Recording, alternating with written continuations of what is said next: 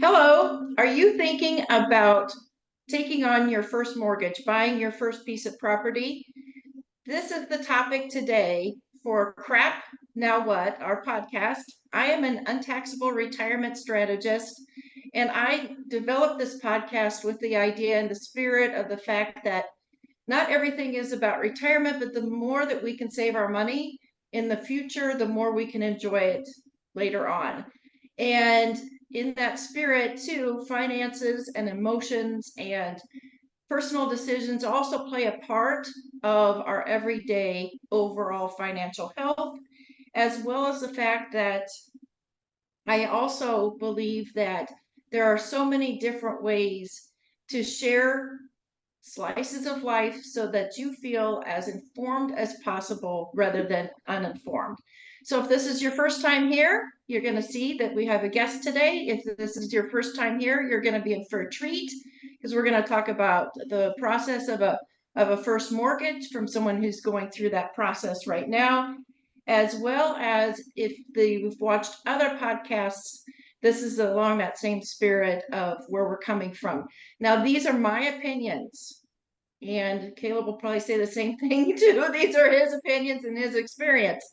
So, anytime that you're ready to make your own decisions, you should seek professionals. Also, do your own independent research. But again, the spirit of this is to help point you in the right direction. So, with this thought, our Crap Now What is talking about several stages of picking out your first home, with where to start, how and what that process can look like, how stressful perhaps that can be. Also, navigating the financials, which is how we got started on the subject, as well as the actual financials as they all start to come together, because that picture does tend to change for most people. So, we're going to talk about navigating the waters of the first time home buying and embarking on this journey. So, with me is Caleb Salvatore from Sal Media. He's actually a producer for this show. I And am. he's, yes, I know, it's actually been a blast to get to know you. And we got started on this topic when he was ready to edit about 401k loans and where to find buckets of money when you're buying a house. But I'm going to give Caleb a few minutes here to go ahead and tell and share with you some more things about himself, Yeah. his podcast, and some things. Yeah. First off, thanks for having me on. Like you said, I'm going to do the disclaimer too. I'm not a financial advisor. I'm not a mortgage broker. I'm not a lawyer, priest. I think I covered everything. None of those things. But no, my name's Caleb. Yeah, I do the production end on Shaunelle's podcast. So when you see stuff get clipped up and posted to Facebook or whatever, or Instagram, whatever you follow on, that's where you'll see my work behind the scenes. So if you want to work on that, give me a call. No, I own a couple different businesses. I worked as a comedian traveling on the road for a while. I don't do that so much anymore.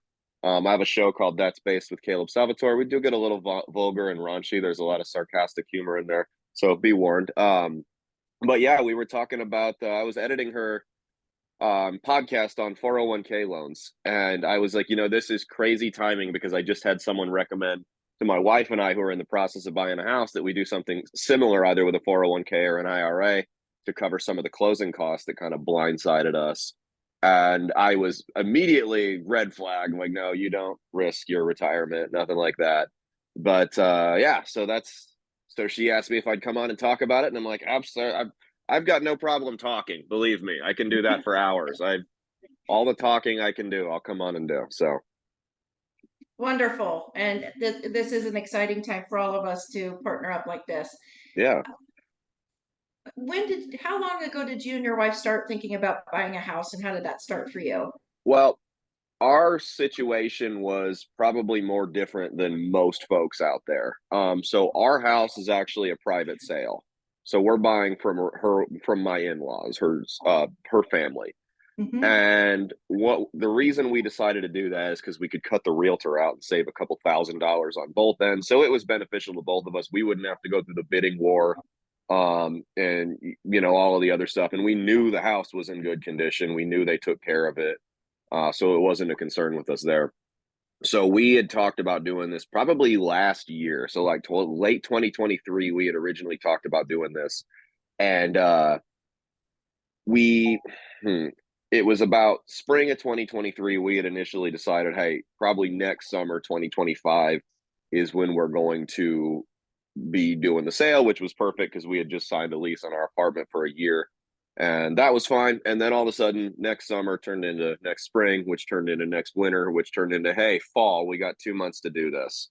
And that, obviously, there's your crap now what moment, because it's like, not only do I gotta did I just lose a year to save money? I mean, you're probably talking $15,000-$20,000 that I'm not going to have sitting around extra.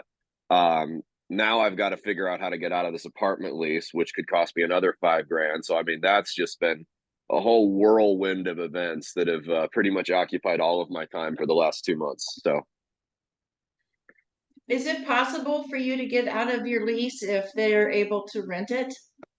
So the way it works is you don't have to pay if you leave early with my lease, and every lease is different. Definitely talk if Mhm. you're thinking about doing it, talk to your manager. Don't just take my word on it. But with our lease, the deal was you could either find someone to take it over or pay out basically 4 months worth. So if it's beneficial if you got 9 months like we do, and you're trying to leave early, you're actually going to come out on technically on top versus where you would somewhere else where they're going to say, well, too bad, you're on the hook for the whole thing. But it's still a ton of money, and if you can find someone to take it over, I would strongly recommend you do that because it's not fun to just set your money on fire or get sold to collections. Those are pretty much your two options. So Yeah, right. Well, and you just had a wedding too earlier this year, wasn't it? yeah, one big financial expense after another, which was why Mhm. initially we were excited about the 2025 deal because we were like, hey, we can recover from this massive financial excursion. And we can chill for a little bit, but no, life decided to just throw us another curveball like my life frequently does, which is okay because it keeps it interesting and it makes me work harder, so I'm fine with it. You would have with a private sale though. Did you go through attorneys then too, though? We had an attorney looked over the contract. We Hmm. didn't, yeah, there wasn't a bunch of that was pretty much it though. There were really no other third parties other than like the mortgage broker and the appraisal that were involved. So Yes, you're right. You had to go through all of those same steps and everything. And then as far as finding a resource for your mortgage, how did you go about that process? well, again, my situation was a little bit different than most Hmm. people's. So if you or your spouse are a member of an Indian tribe in the United States, I would highly recommend you research HUD 184 loans, because what that is essentially, so you only need 2.5% down, and the difference between that and an FHA loan though is you don't have to pay PMI. So Hmm. you're saving 300, 400, 500 bucks a month even, it not having to pay mortgage insurance if you go with an HUD 184 loan. Highly recommend people look into that. I thought it was going to be a huge pain because it was government involved, but it was actually just as painful as a normal mortgage, so I'm told. So I mean, basically, what happens is the federal government, in an effort to get more Native American people to own homes, the federal government promises the loan to the bank. They guarantee it so that if the person defaults on it, hey, we'll foot the bill. Which keeps the interest rates artificially low. You don't have to pay PMI, and it's just like a VA loan, more or less. It's basically Hmm. the same thing. And yeah, the interest rates aren't. If you have good credit, the rates will be lower. But if you have bad or no credit, they will. They'll keep it at like what the market rate is, or at least close to it. So you're not going to get screwed on the interest rate there either. And what was that particular source with the Uh, Indian? Yeah. yeah, HUD, Housing and Urban Development Okay. 184. Yeah, that's if you Google Native American loans, that'll be the first thing that pulls up. So Hmm. a lot of people don't know about it. She didn't. My wife didn't because she's Omaha Indian. She had no idea. She'd never heard of it until I Googled it and found it. And yeah, it's been a huge help. Saved us a ton of money. Well, in preparation for this discussion today, I did some additional online research, which is one of the benefits of being in the position you're in is you can do so much more online than when I bought my first home. Yeah. Oh gosh, I couldn't even tell you what navigating that was like.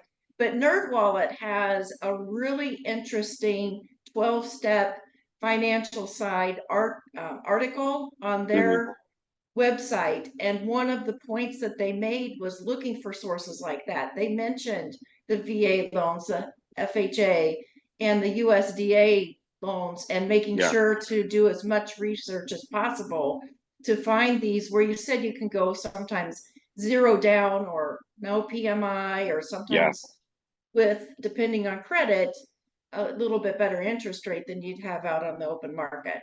Yeah, and that's another thing people should look into that I wish I would have even thought to until but it was too late by the time I did.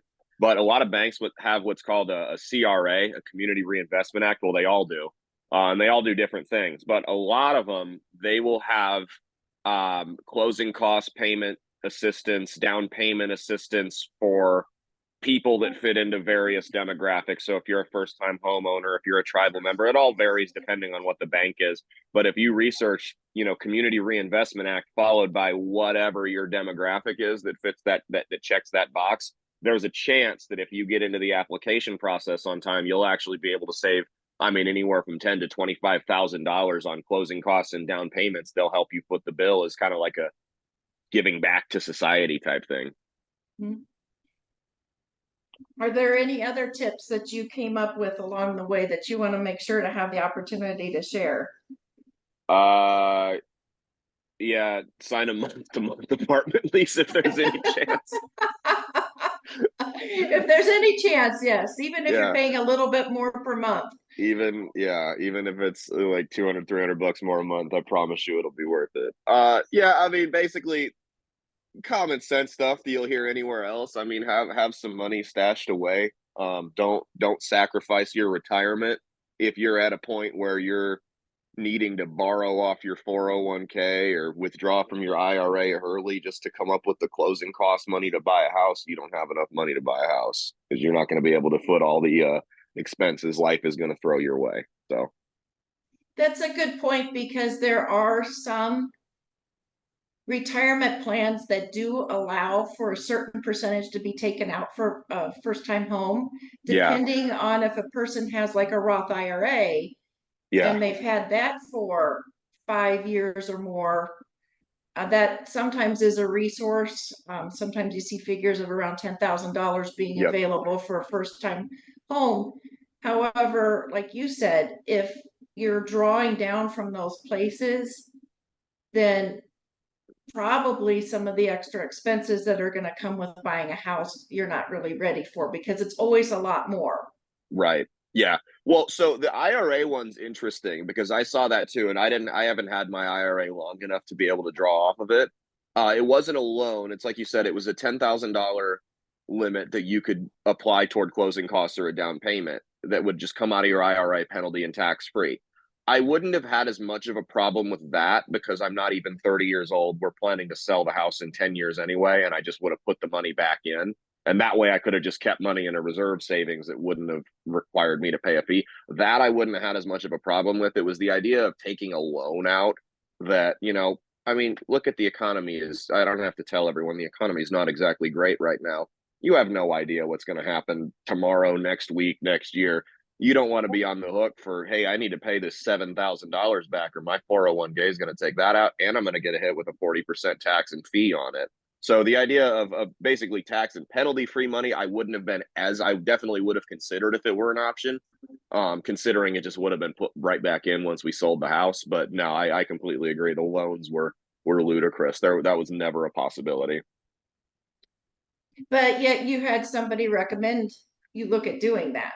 We did, yeah. We had Yeah. someone recommend we look at doing that had done it with their house. It was a relative who had done it with that's how they paid the down payment and closing costs on their house. I mean, this was 30, 40 years ago when they did it. Mm-hmm. And they were working at the time, they were working a government job, which at the end of the day, federal government jobs are a lot more stable than anything in the private sector. And the reality there was you didn't have, I mean, Because if you lose, it's like you said, if you lose your job, if you get laid off, you quit, you get fired, whatever, company goes out of business, you got 60 days to pay that back. And I mean, the average person, you're basically going to have to go take another loan out from the bank, probably at a higher interest rate, pay that back to avoid the taxes and fees. And now you owe the bank 12 grand or however much money you have left. And it's not a good deal. So I think for them, it worked out in their position just because of where they were working with the job Mhm. security and everything. But it's a different time nowadays, especially with all the economic turmoil and everything. That's one thing I've learned is you don't risk your retirement.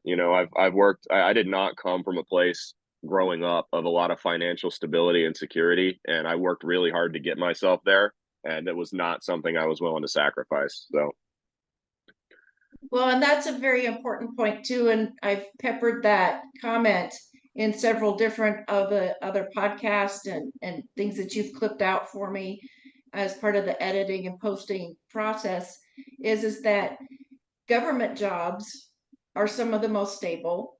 yep. They are some of them that still, in some cases, provide a retirement, a pension, Hmm. and things like IRAs and 401ks and those things are used to supplement.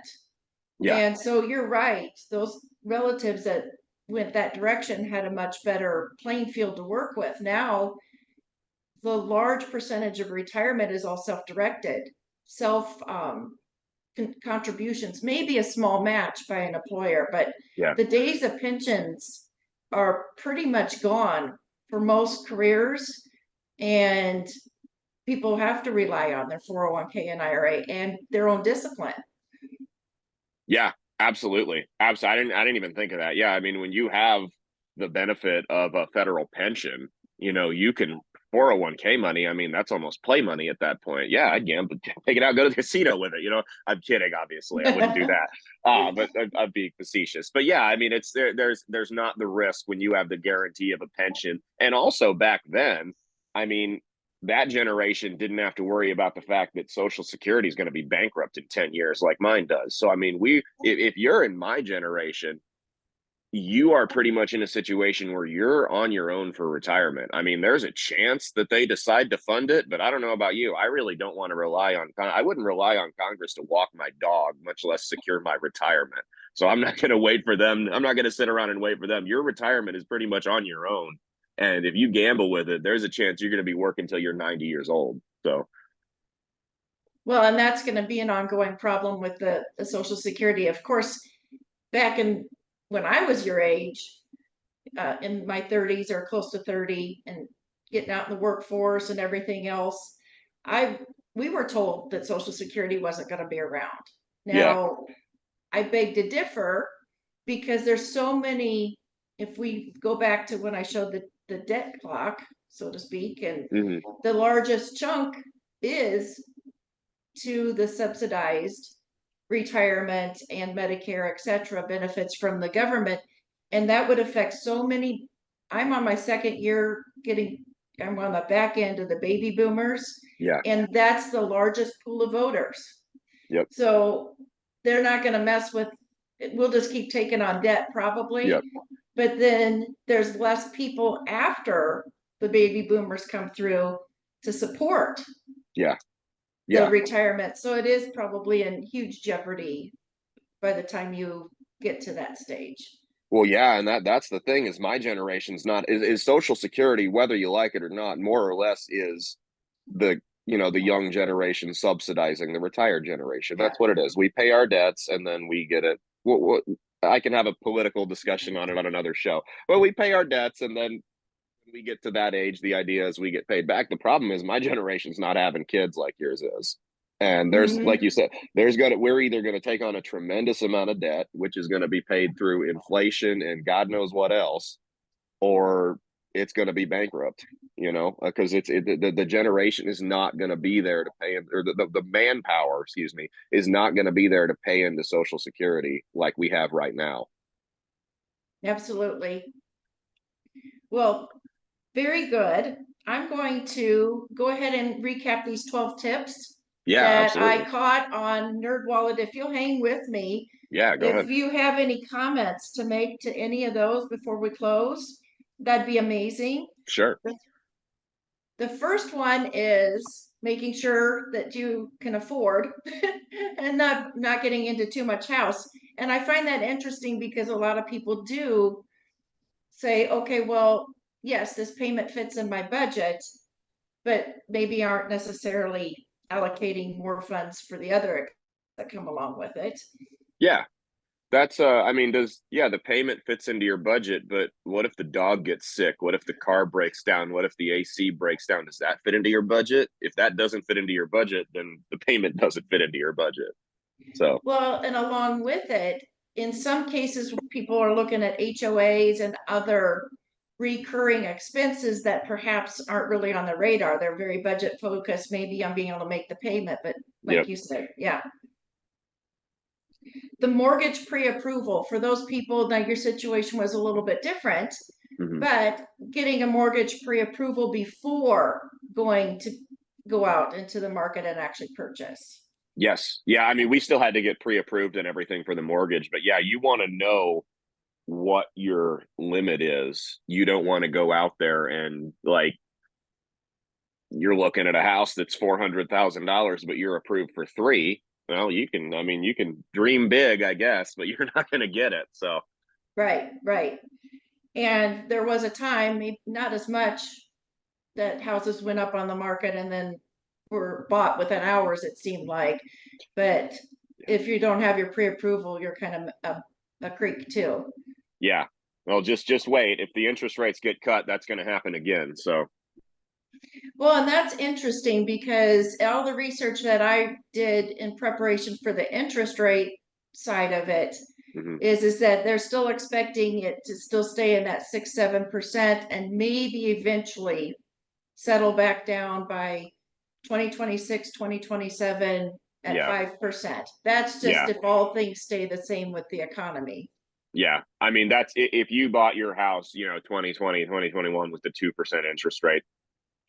I again, I'm not a financial analyst or an economist. I just me speaking as a regular guy that has a show that has to follow these trends just because that's what I do for some money. Is I unless we have some type of economic disaster, I don't see them getting that low in my lifetime. So Yeah, most of the analysts that I uh, found online are saying that very much the same thing. And then that also creates a challenge for those people who bought at those interest rates to decide if they're going to sell a home and get themselves in a different position too.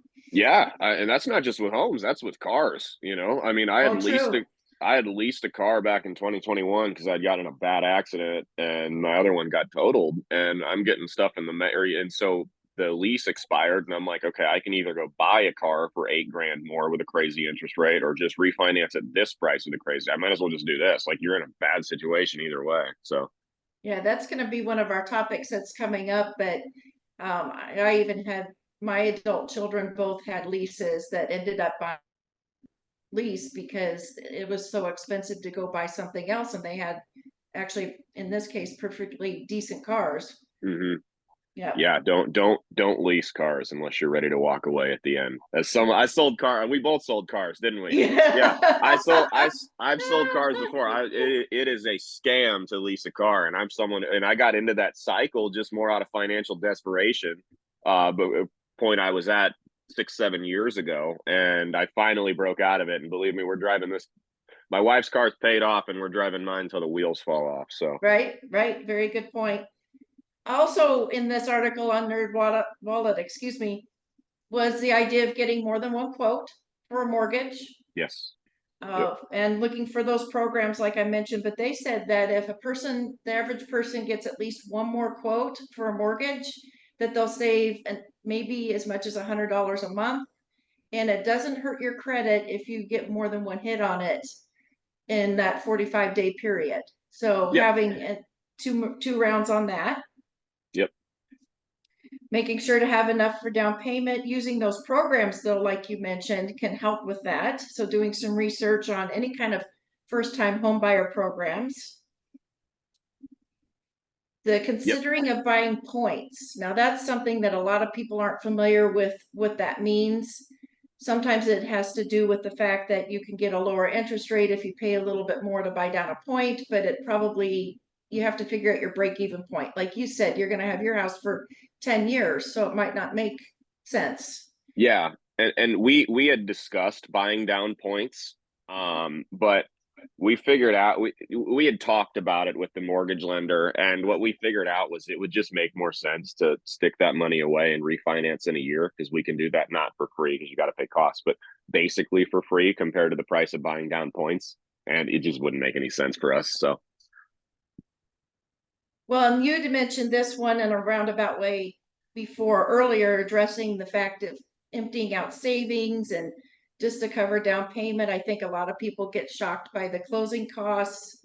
yes, And yes, yes, the closing costs were the big. I mean, so we had, down payment was like, for what we were paying, it was like under 10 grand. So we're like, easy, we can take care of that cake, no problem. And even with basically having to buy it a year sooner than we were intending to. And then we get this email, and I mean, talk about my heart falling out of my body. We see this email with the closing costs of like $17,000, and I'm like, what are you talking? 17,000? No, no.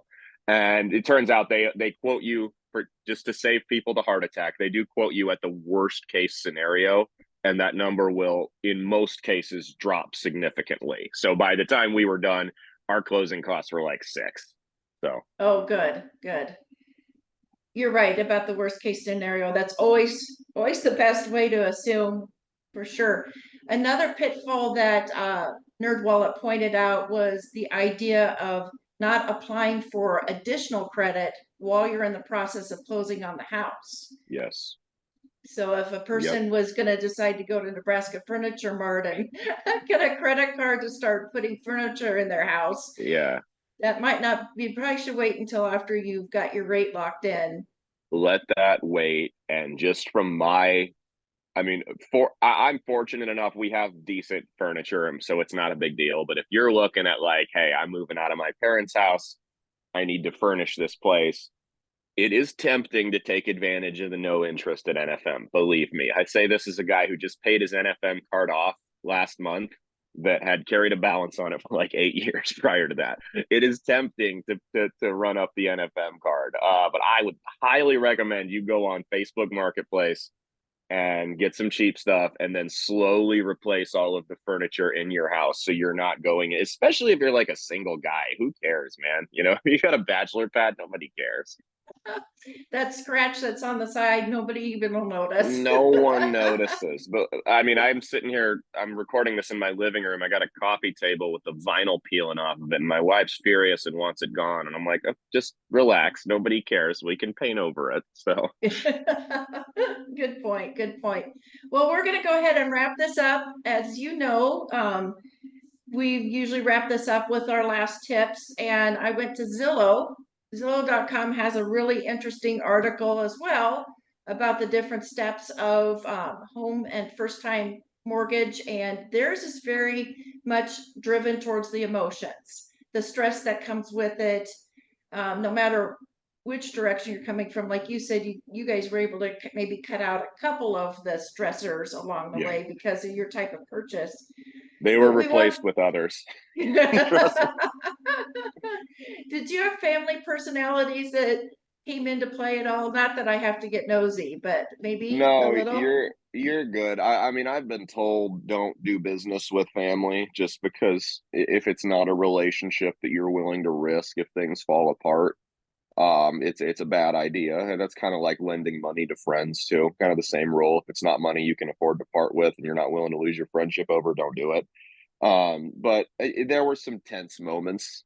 For the most part, it was fine. There were. It's probably not something I would do again. So Mhm. Well, at least you're well on your way. You're going to be moving in a week or two. 2 or 3 weeks. Oh, that's another tip. So if you're buying from like a private, so only from family, but if you're buying from family for whatever reason, there's a thing you can do called gifted equity, and up to a certain point, it can't be taxed. And so that however much equity they have in their house, they can gift you as long as they're immediate family, so siblings, parents, whatever. and that money can go toward the down payment, can go toward closing costs, whatever. And I mean, in this case, they were saving $20,000. If you're saving $30,000, not having to go through a realtor or whatever, you can gift 10 to 15, make it easier for your family to purchase the house and still come out on top. So that's another thing, is look into gifted equity if you are buying from a family member. Oh, that's a wonderful tip. Along those same lines, Zillow.com does say to do research on the process, be prepared on the process. They've got an article that talks about that. But with today's technology, you were able to do a lot of research on your own. That helped. Yes, Chat GPT is your friend. You can't trust everything it says. It will lie to you, but it's very useful. Very good, very good. And they also said in this article on Zillow to trust your intuition. If there's a point in there where there gets to be so much stress, so many decisions being made, to give yourself a break, go for a walk, go work Yes, out or something, and listen to your yes. intuition. In the words of the great Kenny Rogers, you got to know when to hold them and know when to fold them. So Very good. And talk to friends, find out what their experience has been, especially with your network of people that are very similar in age, probably also going through the first time process. yep, yeah, definitely ask them what to expect. And not to burn out on the sprint. Coming out of the gate hot, they said, is what a lot of people do, start going to a bunch of open houses, and by the time they can make decisions, they're Yeah, tired. yes, you will burn out quickly if you do that. Okay, well, I think we're ready to wrap this up. Everybody got a chance to meet Caleb today. He's a producer for this podcast. If you like what we're doing here, please make sure to follow, share, look us up.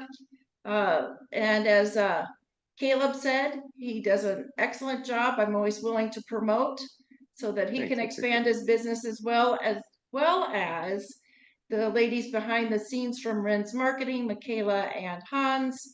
And we look forward to seeing you again another time, but we're going to remind you, you have one life. And whether you're working on your mental health, your physical, emotional, or your financial health, just keep going, keep yourself informed. That's what we're here for. And we look forward to seeing you again. Yeah, absolutely. And I appreciate you having me on. Thanks for the shout out. If you got a podcast or videos or whatever you want produced, you email me, Caleb Salvatore 95 at gmail.com. I'll get back to you. Salvatore's Salvatore. So Wonderful. Okay. So if you're still listening to this podcast at this stage, this is the boring stuff. This is the disclaimer. And I'm doing this because, yes, I do care about who you are and what you do with your money. And I'm going to be here to help give you some ideas. However, these are just ideas, they're theories. Sometimes these are ideas that are coming into my head based on what's going on in the world at this time. And they're not necessarily specific financial advice. I do encourage you, if you decide to do anything with your money, make any changes, seek the advice of a professional. You're welcome to follow up with me or with someone else, and make sure that what you're doing is something that fits with you, your lifestyle, your finances, and it's a strategy that's specific to you. Again, these are ideas and concepts. Do not necessarily take these as specific financial advice and follow it directly without having a full education.